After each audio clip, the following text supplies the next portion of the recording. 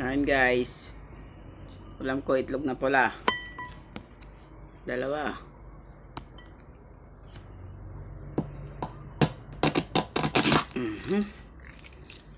Napaka-nice naman.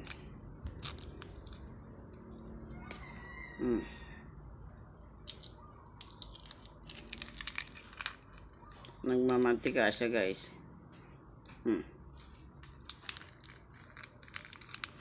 Maganda yung pagkaka-itlog na pula niya. Magaling yung nagluto nito. Shout out sa'yo, Ate Alona. Ang ganda ng itlog na pula mo. Nagmamantika. Guys, oh.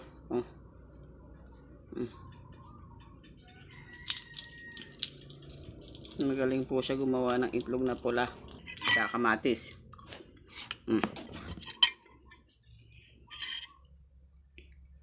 Nahingi ko naman dun sa customer kanina. Kasi mahal.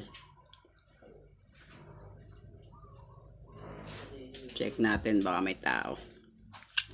Wala naman. Itlog na pula lang. Taos na, tanghalian. Yan guys. Tsaka wala lamok-lamot akin na ganyan. Ayan guys. Kanin ko. Sobrang dami. Itlog na pula. Ayan lang. Lapang. Tara nang lumapang.